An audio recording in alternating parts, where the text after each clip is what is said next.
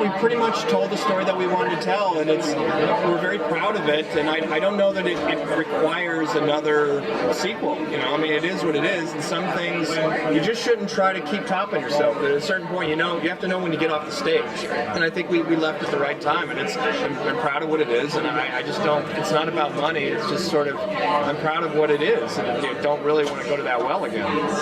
Also, when they've come to us with ideas for spin-offs, we've always been open. Caprica was an example of that, where the studio had met with somebody who had a pitch that they thought applied to areas that Ron and I had been talking about, and so that kind of came to us as an idea. So if someone came to us with an idea and said, what if Baltar split the atom, or whatever, we would listen and think about it, but I don't know that that's going to happen. I don't think we're holding our breath for that to happen. It seems like it's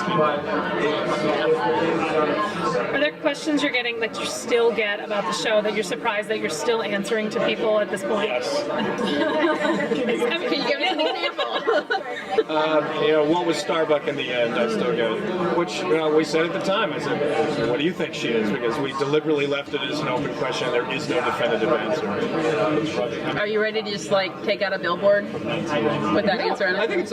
What I love is that people actually still care. Yeah. That they're still caught up in that. I think that's a big tribute. Are you surprised that it's still so relevant? A little bit, but a little bit not. You have hopes and dreams when you set out to do one of these shows that it will last, and that you'll be coming back and do reunions. Yeah. It just doesn't usually happen. So it is surprising in that sense. But we really believed in the show. We really this is really good, and so it's gratifying that it's lasted. Also, when they have these things, you get different groups of people, different samples. So today we get Truco and Tamo and Trisha and Mary, and last time I wasn't able to come, but you got Eddie and Jamie, and so it's such a big group that you go to these things because you never know what combination. Right. Yeah.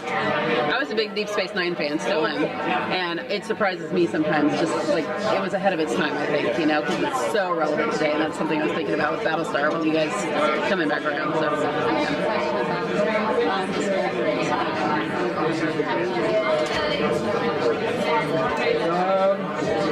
I guess for me it'd be a combination of the three places that I felt like I lived in the show. It was the writer's room, sitting in the writer's room and arguing and laughing and crying and trying to figure out how to make the show work.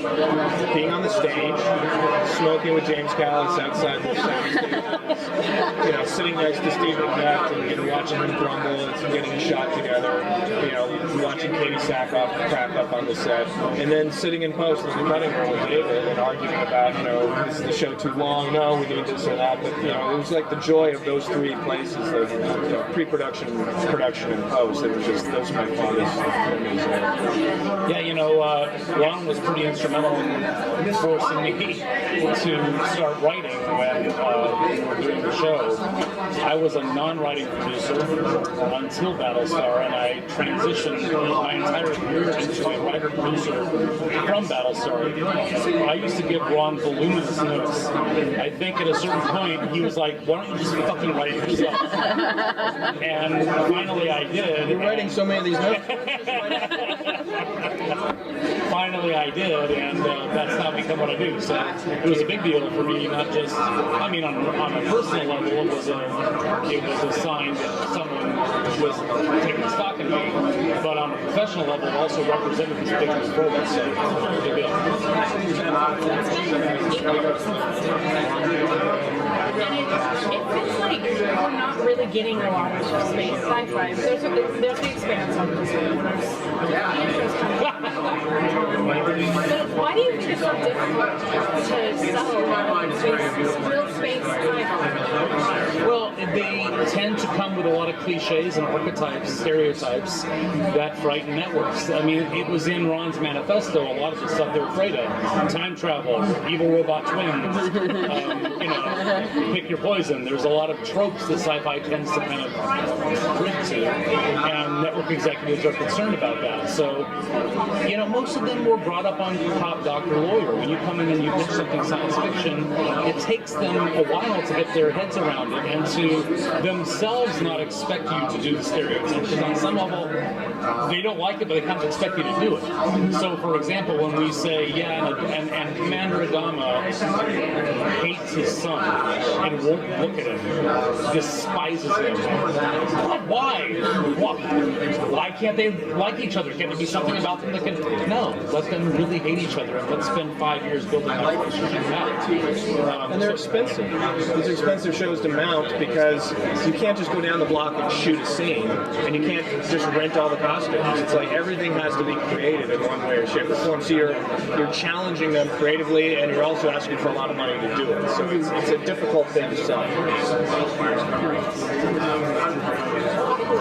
have a side question, but you used to do a podcast that went along with each episode. I have to say I missed the podcast similarly as the episode because it was a really good, insightful look into the show. Do you miss doing that, or do you do that for your other? I do it on Outlander. Yeah, I mean, I really enjoyed that. I still I started doing it at Battlestar, and I continued to do it on Outlander. It became like the final act of work on the show.